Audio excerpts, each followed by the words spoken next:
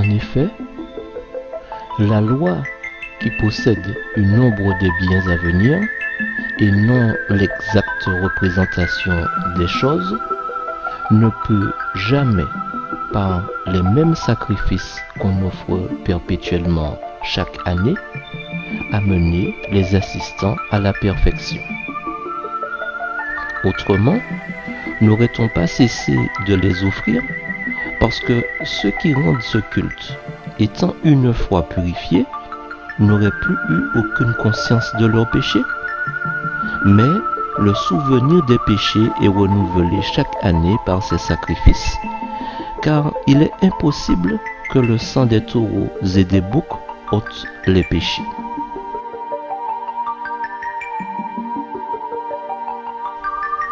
C'est pourquoi Christ, entrant dans le monde, dit: Tu n'as voulu ni sacrifice ni offrande, mais tu m'as formé un corps.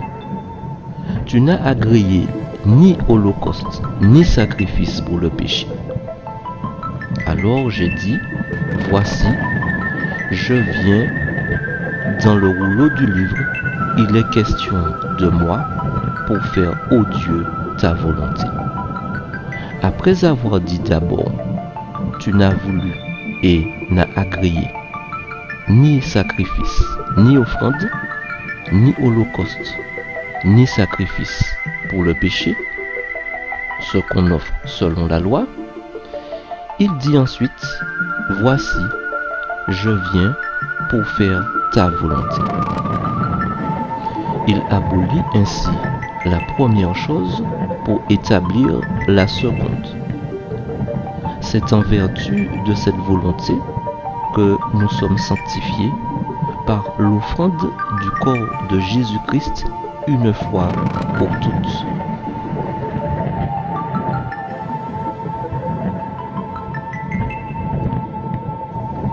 Et tandis que tout sacrificateur fait chaque jour le service et offre souvent les mêmes sacrifices qui ne peuvent jamais ôter les péchés, lui, après avoir offert un seul sacrifice pour les péchés, s'est assis pour toujours à la droite de Dieu, attendant désormais que ses ennemis soient devenus son marchepied.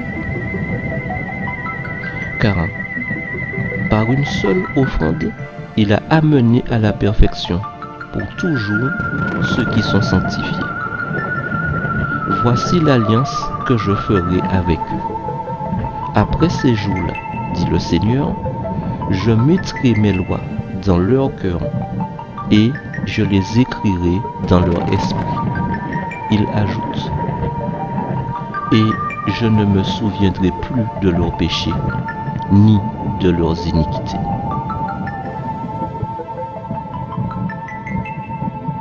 Or, là où il y a pardon des péchés, il n'y a plus d'offrande pour le péché. Ainsi donc, frères, puisque nous avons au moyen du sang de Jésus une libre entrée dans le sanctuaire par la route nouvelle et vivante qu'il a inaugurée pour nous au travers du voile, c'est-à-dire de sa chair, et puisque nous avons un souverain sacrificateur établi dans la maison de Dieu, approchons-nous donc avec un cœur sincère, dans la plénitude de la foi, les cœurs purifiés d'une mauvaise conscience et le corps lavé d'une eau pure.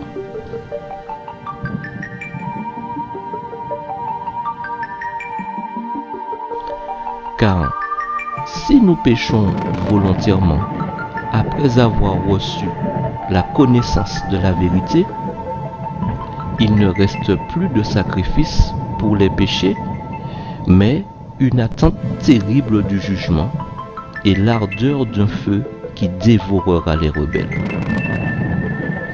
Celui qui a violé la loi de Moïse meurt sans miséricorde sur la déposition de 2 ou 3 témoins. De quel pire châtiment pensez-vous que sera jugé digne celui qui aura foulé aux pieds le Fils de Dieu, qui aura tenu pour profane le sang de l'alliance par lequel il a été sanctifié et qui aura outragé l'esprit de la grâce.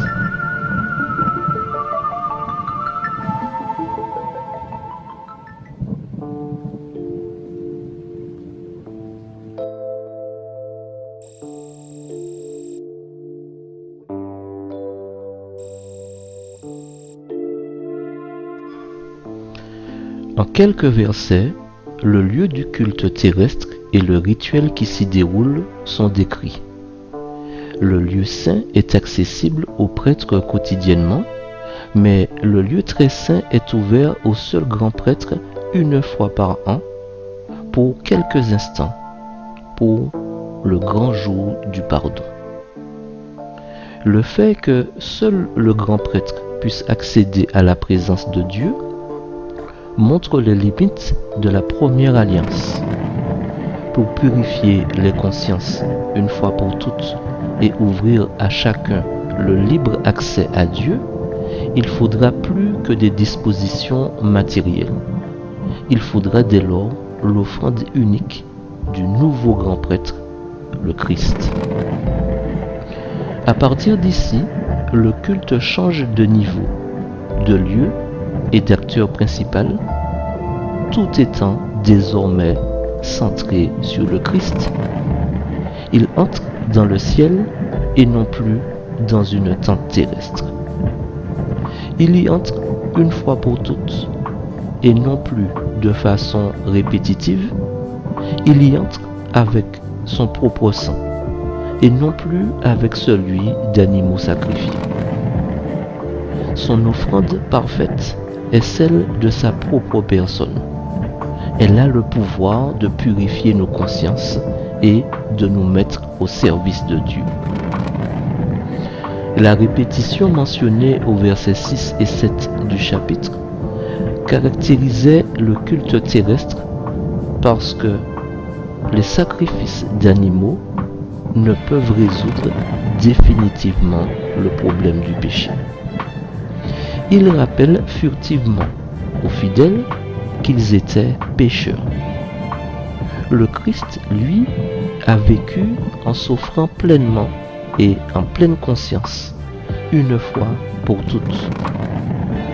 À ce sacrifice devrait correspondre une obéissance nouvelle de la part de ceux qui veulent témoigner à Dieu leur reconnaissance.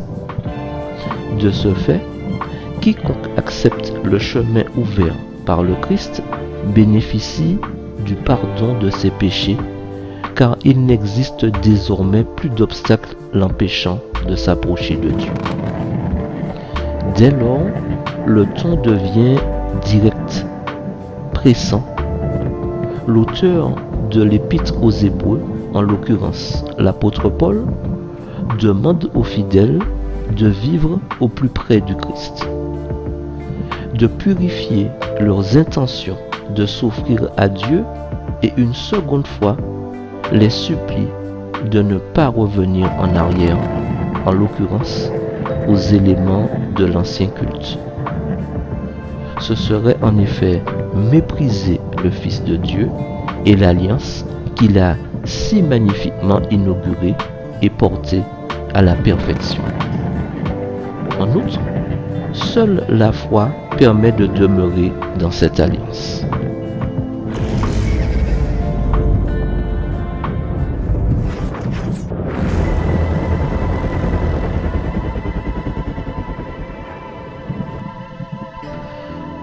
Dans la législation, selon l'article 121.1 du Code pénal, les parents ne sont pénalement pas responsables des infractions du même genre commises par leur enfant mineur, car la responsabilité pénale est personnelle. En effet, toujours selon le même article, nul n'est responsable pénalement que dans son propre fait. En revanche, d'après l'article 1242 du Code civil, Le père et la mère, en tant qu'ils exercent l'autorité parentale, sont civilement responsables des dommages causés par leur enfant mineur résidant avec eux, que ces dommages soient ou non consécutifs à une infraction pénale.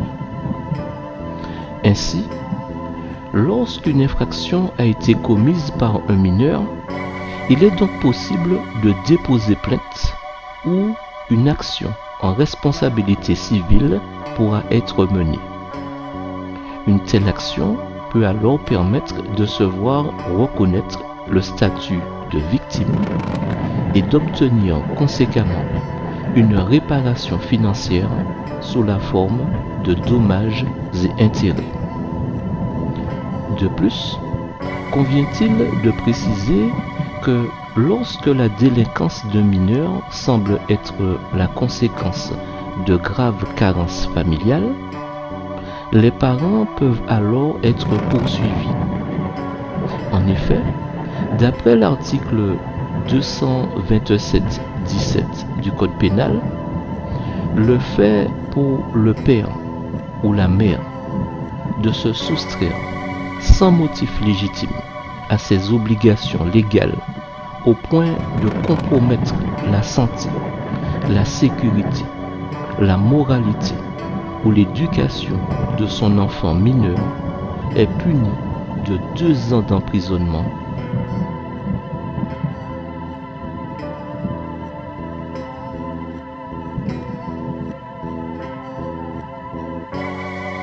et de 30 000 € d'amende.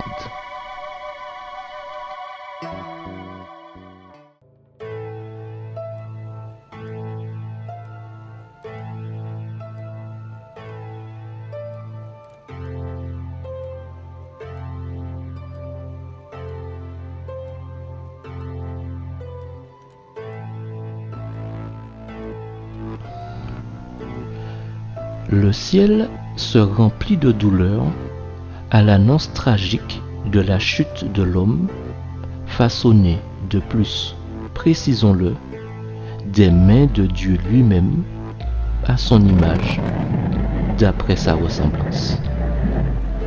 Ainsi, l'idée que l'homme était perdu et que ce monde créé par Dieu a son intention, suite à sa descendance, serait peuplé d'être condamné à la souffrance, à la maladie et à la mort sans espoir de salut,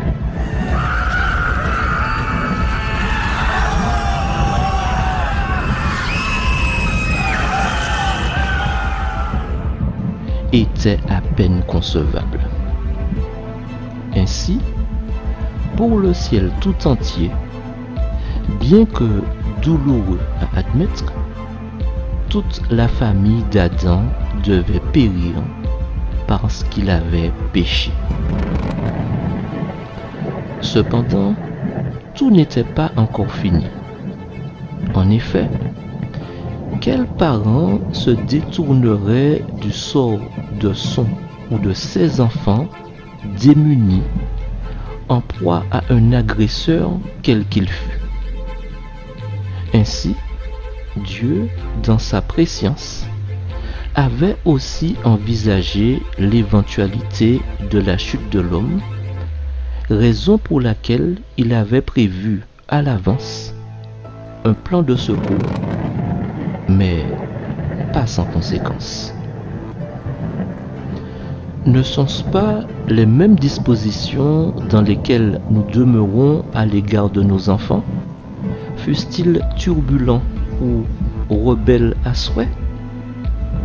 En outre, un seul moyen de salut pouvait racheter l'homme désormais condamné. Autrement, Dieu serait accusé de favoritisme et donc de tricherie par un ennemi de longue date, un ange déchu, définitivement banni du ciel, qui, dans sa félonie, pour atteindre Dieu, ne rechigna aucunement à s'attaquer à sa toute nouvelle et innocente créature, l'homme. Ainsi, face aux exigences du péché et à celles de la loi divine, pour sauver son enfant de la mort, le Créateur de l'homme, Dieu lui-même, devait mourir. Nous aussi, n'offririons-nous pas notre propre vie en échange de celle de notre enfant unique, condamné à mourir par la maladie, agonisant sur un lit d'hôpital, ou pire, gisant à même le sol? Dans ce sens, au préalable, Jésus avait convenu auprès du Père d'offrir sa propre vie en rançon, en acceptant de mourir, afin que les humains puissent obtenir le pardon divin face à la condamnation du péché. Ainsi, par les mérites de son sang et par l'obéissance à la loi divine, les humains entreraient de nouveau dans la faveur de Dieu. Nous supposons bien que ce ne fut pas sans lutte que le Père dut choisir entre deux alternatives, soit laisser périr l'humanité coupable, soit donner son Fils bien-aimé afin qu'il meure pour elle. De même, l'intérêt des anges pour le salut de l'humanité était tel que certains d'entre eux auraient été disposés à renoncer à leur gloire et à sacrifier leur vie pour sauver l'homme perdu. Mais c'eût été un sacrifice inutile, car la transgression était si grave que la vie d'aucun ange ne pourrait payer une telle dette. Seule la mort et l'intercession du Fils de Dieu pouvaient la payer et assurer le salut de l'homme perdu de sa fatale condamnation. Il était impossible que Dieu modifie sa loi afin de sauver l'homme condamné. De ce fait, le Fils a pris sur lui d'abandonner totalement sa gloire céleste, s'incarner sur la terre, s'humilier en tant qu'homme, être tenté comme un homme, afin de pouvoir secourir ceux qui sont tentés. C'est d'ailleurs pourquoi il a permis que son Fils bien-aimé meure pour leurs péchés. En outre, devoir s'interposer entre la colère de son Père et le châtiment de l'homme coupable, supporter l'iniquité et le mépris, et que un petit nombre seulement puisse le reconnaître comme Fils de Dieu, tandis qu'une écrasante majorité le haïrait et le rejetterait, était certainement intenable pour le corps angélique.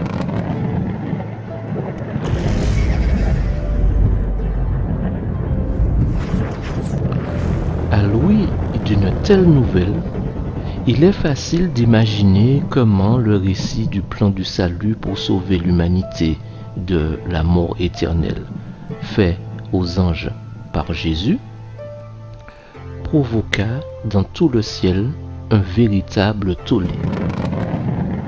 Aux détails, aux prix et aux exigences d'un tel sacrifice, les anges ont certainement proposé à Jésus de donner leur vie à la place de la sienne.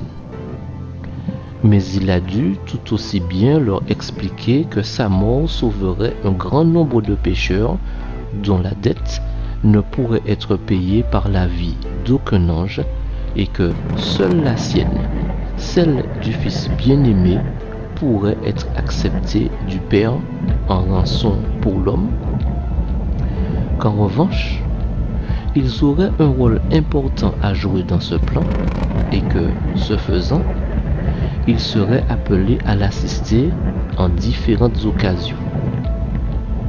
Ainsi, tandis qu'il allait revêtir la nature de l'homme déchu, et que sa force serait plus inférieure qu'égale à la leur, tous seraient témoins de son humiliation, de ses souffrances et de la haine des humains à son égard, ce qui les plongerait dans une profonde affliction et que, par amour pour lui, ils désireraient le secourir et le délivrer de ses meurtriers.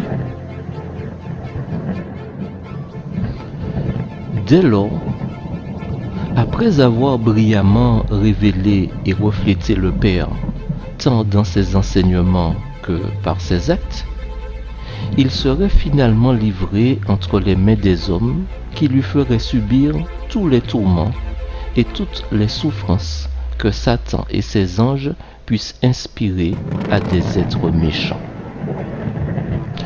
Devant mourir de la mort la plus cruelle, suspendu entre le ciel et la terre comme un coupable, il devrait endurer pendant des heures une agonie si atroce que même les anges ne pourraient en supporter la vue et se voileraient la face devant une telle souffrance corporelle et une agonie mentale pire que les souffrances physiques. Le poids des péchés du monde devrait reposer sur lui. Cependant, il devait mourir et ressusciter le troisième jour, puis monter au ciel pour intercéder en faveur de l'homme coupable. Toutefois, il ne devrait rien tenter pour empêcher le déroulement des faits auxquels ils allaient assister et que plus tard, eux aussi devraient jouer un rôle lors de sa résurrection et entre autres, préserver les bénéficiaires de la grâce divine de l'influence des mauvais anges tout en dissipant les ténèbres dont Satan s'efforçait constamment de les entourer.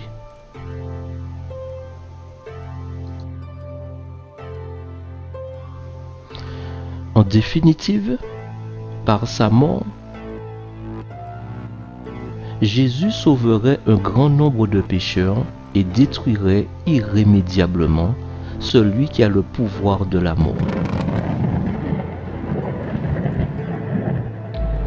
Ainsi, Satan, les démons,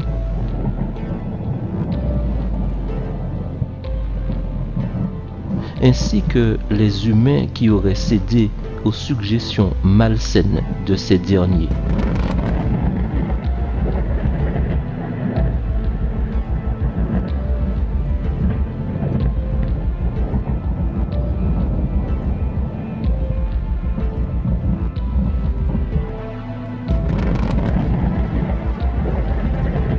laissant le pas à leur nature charnelle,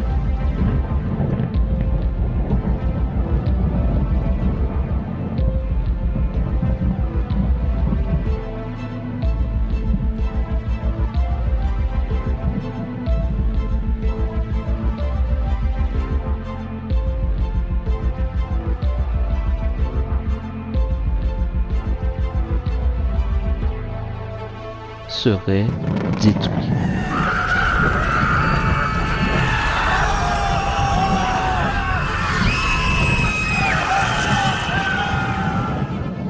Plus jamais ils ne troubleraient le ciel ni la nouvelle terre purifiée par la laideur de leurs péchés.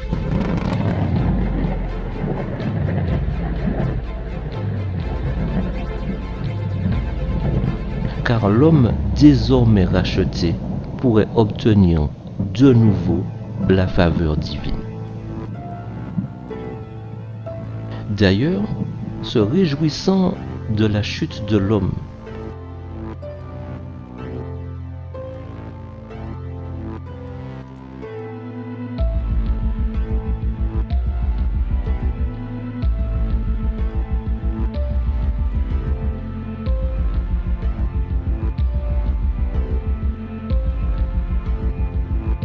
et qu'aux dernières nouvelles, le Fils de Dieu serait conduit à abandonner le rang éminent qu'il occupe au ciel,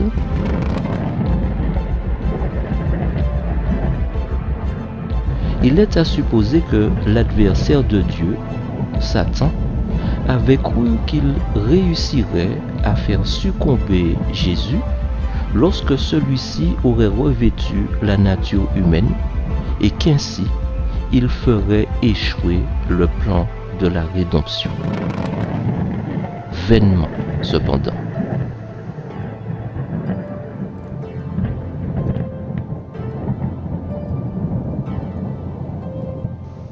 Depuis des millénaires qu'il s'applique à faire le mal, toutes les facultés dont il était pourvu se sont à coup sûr détériorées et toutes sortes de mauvais traits de caractère se sont développés en lui.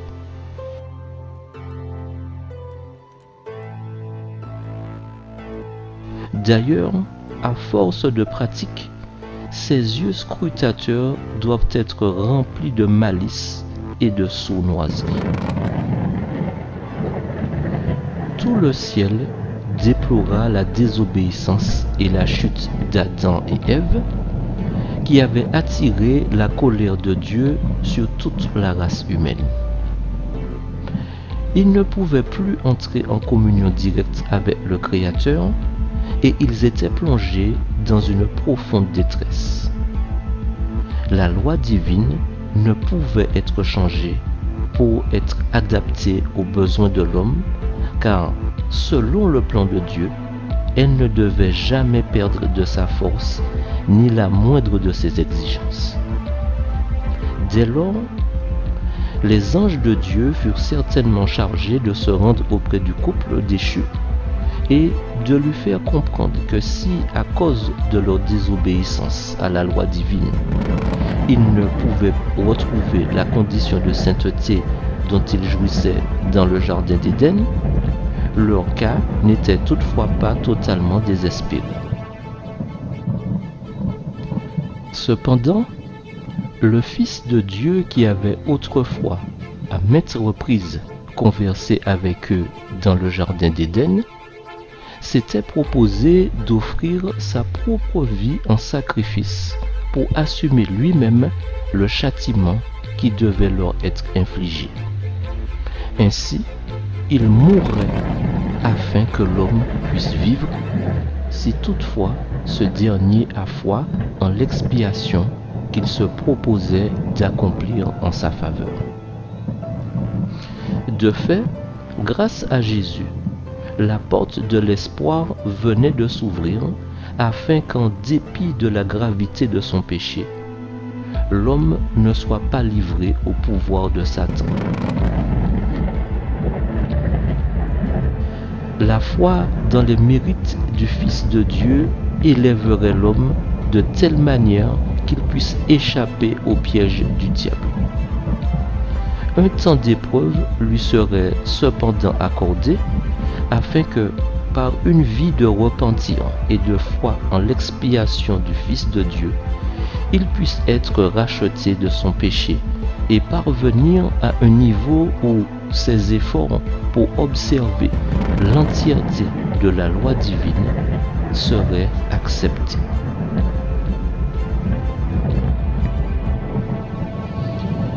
Tout comme les anges, on peut imaginer que lorsqu'Adam et Ève comprirent le caractère sacré de la loi divine et que leur transgression exigeait un tel sacrifice pour les sauver de la perdition, eux et leur postérité, ils demandèrent eux aussi à mourir, ou bien qu'eux et leurs descendants reçoivent le châtiment de leur transgression, au lieu que le Fils bien-aimé de Dieu offre sa vie.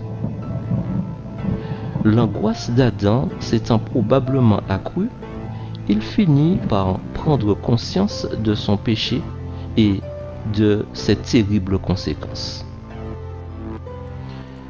Était-il concevable que le chef respecté et vénéré des armées du ciel, qui avait marché et parlé avec lui lorsqu'il était encore dans son état d'innocence, soit dessaisi de sa position élevée et meurt à cause de son péché. Adam finit fort probablement, là aussi, par réaliser que même la vie d'un ange, fût-il extrêmement glorieux, ne pourrait non plus payer sa dette. La loi de l'Éternel sur laquelle est fondé son gouvernement céleste et terrestre étant aussi sacré que Dieu lui-même. C'est pourquoi le Très-Haut ne pouvait pas accepter la vie d'un ange comme sacrifice pour sa transgression. Le Père ne pouvait ni abolir ni changer un seul précepte de sa loi pour l'adapter à la condition de l'homme déchu. Mais le Fils de Dieu qui, en accord avec le Père, avait créé le genre humain, pouvait expier valablement les péchés de l'homme et donner sa vie en sacrifice, devenant lui-même l'objet de la colère divine. De même que le péché d'Adam avait entraîné la mort et le malheur, de même la vie et l'immortalité seraient mises en lumière par le sacrifice de Jésus-Christ. Dans son amour pour Adam et sa postérité, le Fils de Dieu consentirait à revêtir la nature humaine et, par son humiliation, il élèverait tous ceux qui croiraient en lui. Ce sacrifice admirable était suffisamment valable pour sauver le monde entier, mais seuls quelques-uns tireraient profit de la rédemption obtenue à ce prix, car un grand nombre ne rempliraient pas les conditions requises pour bénéficier de ce grand salut, préférant de loin leurs inclinations charnelles et la transgression de la loi divine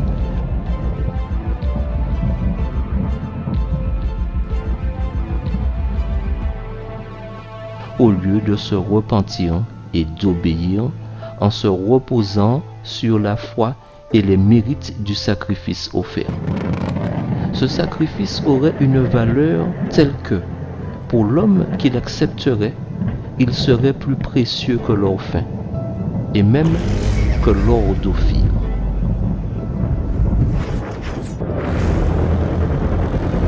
C'est l'accumulation de crimes, de délits et d'impuretés qui résulte du fait que l'homme cède à la force de ses inclinations naturelles qui le pousse à violer la sainte loi de Dieu. La malédiction du Seigneur frappera toujours plus la race humaine, le règne animal et la terre à cause des transgressions continuelles de l'homme. L'iniquité et la violence iront en s'accroissant. Cependant, malgré cette marée de détresse et de misère humaine, il y aura toujours quelques personnes qui resteront attachées à la connaissance de Dieu et qui demeureront sans tache en dépit de la dégénérescence morale ambiante.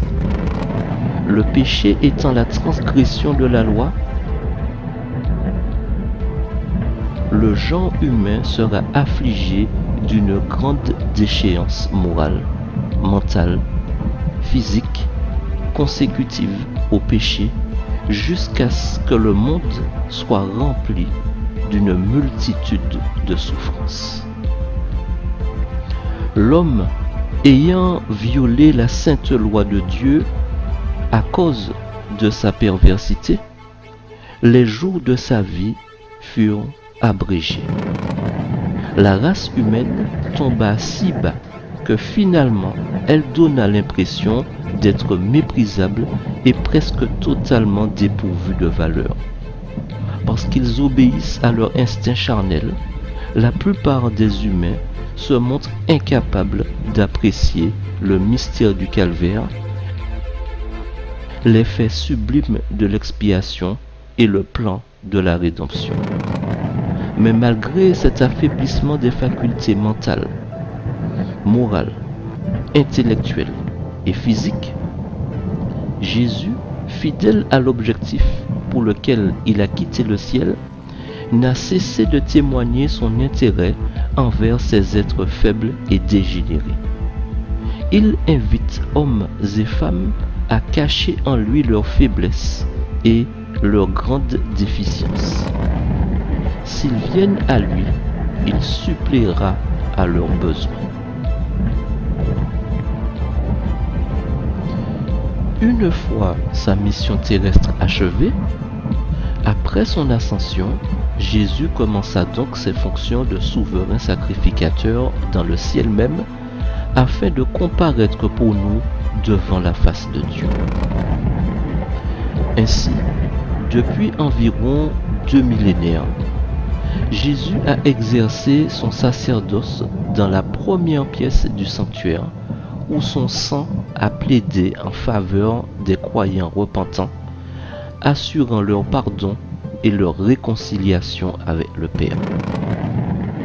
En outre, de même que dans le culte mosaïque, l'année se terminait par un acte de propitiation, de même le ministère du Sauveur pour la rédemption des hommes devra être complété par une œuvre d'expiation ayant pour but d'éliminer les péchés du sanctuaire céleste.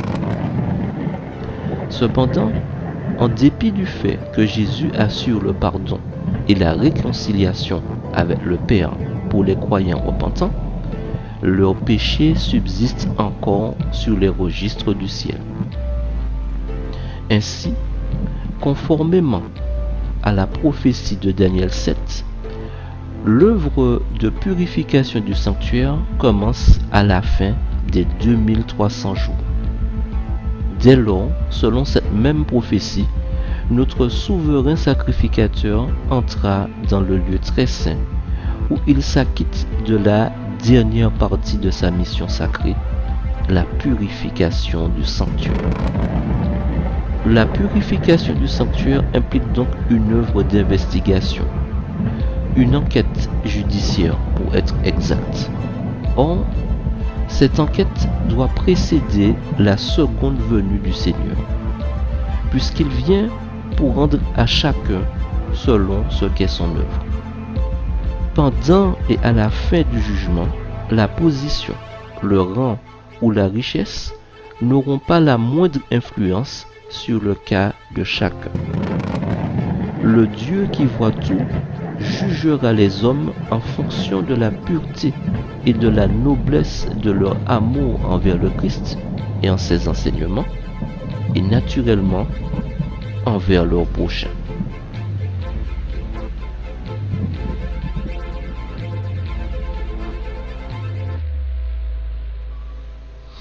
Ainsi, tandis que Jésus est retourné au Père depuis son ascension au ciel, comment donc nous préparer à faire face au jugement divin où chaque de nous devra finalement comparaître? Comment être sûr, en dépit du fait de reconnaître Jésus comme le Sauveur du monde, de ne pas tomber malgré tout sous le coup d'une condamnation? D'ailleurs, en plus des enseignements contenus dans les 7 Écritures, le Père et le Fils auraient-ils pris des dispositions préalables et particulières pour permettre à chacun de nous de parvenir au salut?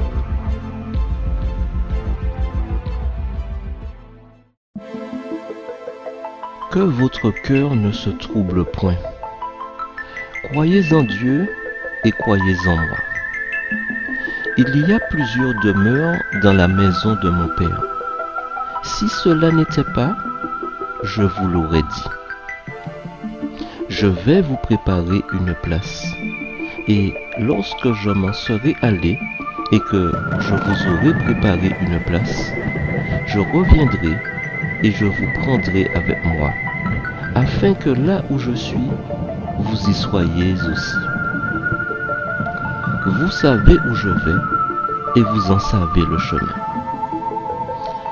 Thomas lui dit, Seigneur, nous ne savons où tu vas. Comment pouvons-nous en savoir le chemin?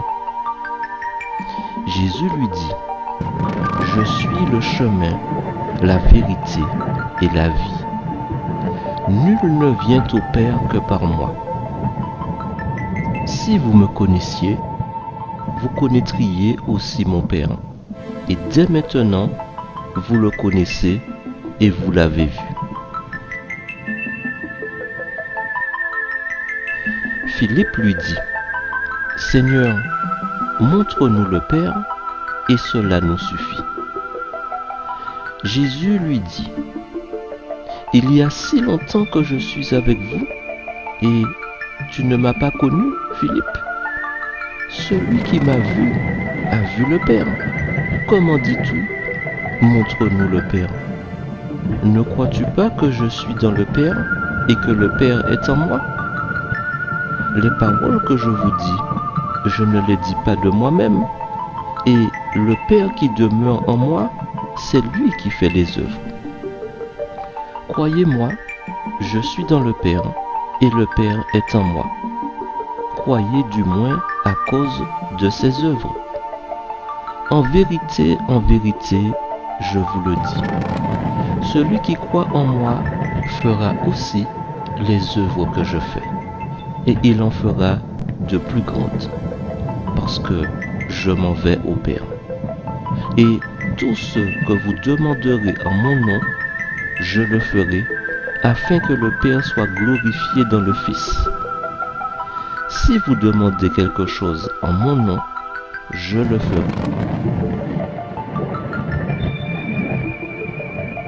Si vous m'aimez, gardez mes commandements. Et moi, je prierai le Père, et il vous donnera un autre consolateur, afin qu'il demeure éternellement avec vous, l'Esprit de vérité, que le monde ne peut recevoir, parce qu'il ne le voit point et ne le connaît point. Mais vous, vous le connaissez, car il demeure avec vous, et il sera en vous. Je ne vous laisserai pas orphelins, je viendrai à vous. Encore un peu de temps, et le monde ne me verra plus. Mais vous, vous me verrez, car je vis et vous vivrez aussi. En ce jour-là, vous connaîtrez que je suis en mon Père, que vous êtes en moi et que je suis en vous. Celui qui a mes commandements et qui les garde, c'est celui qui m'aime. Et celui qui m'aime sera aimé de mon Père. Je l'aimerai et je me ferai connaître à lui. Jude, non pas l'Iscario, lui dit, Seigneur, d'où vient que tu te feras connaître à nous et non au monde? Jésus lui répondit, si quelqu'un m'aime, il gardera ma parole, et mon Père l'aimera. Nous viendrons à lui, et nous ferons notre demeure chez lui. Celui qui ne m'aime pas ne garde point mes paroles, et la parole que vous entendez n'est pas de moi, mais du Père qui m'a envoyé. Je vous ai dit ces choses pendant que je demeure avec vous. Mais le Consolateur, l'Esprit Saint, que le Père enverra en mon nom, vous enseignera toutes choses et vous rappellera tout ce que je vous ai dit.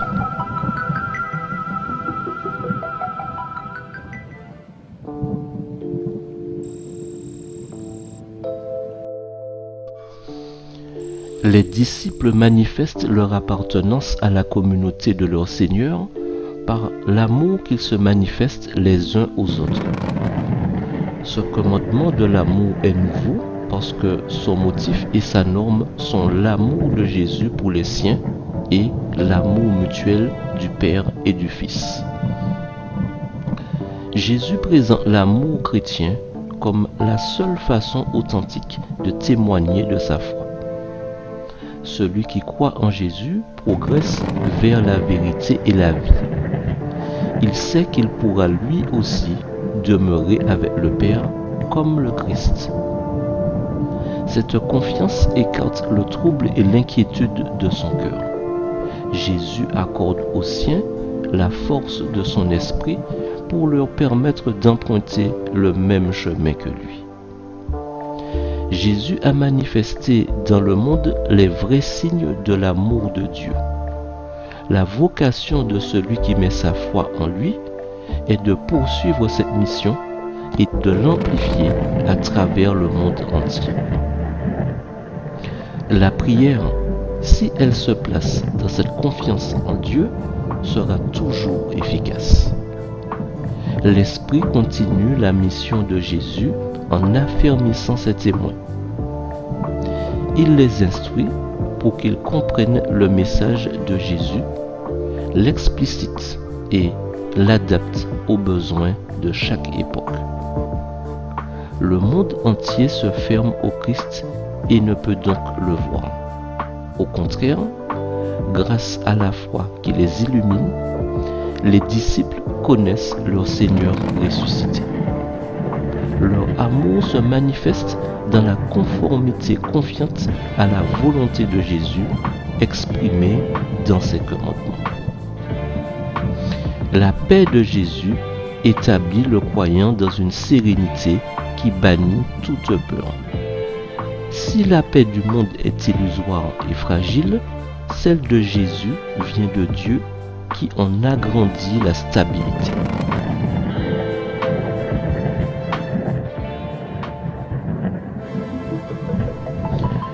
Les 11 disciples allèrent en Galilée sur la montagne que Jésus leur avait désignée. Quand ils le virent, ils se prosternèrent devant lui, mais quelques-uns eurent des doutes. Jésus, s'étant approché, leur parla ainsi. « Tout pouvoir m'a été donné dans le ciel et sur la terre. Allez, faites de toutes les nations des disciples, les baptisant au nom du Père, du Fils et du Saint-Esprit, et enseignez-leur à observer tout ce que je vous ai prescrit. Et voici, je suis avec vous tous les jours jusqu'à la fin du monde. »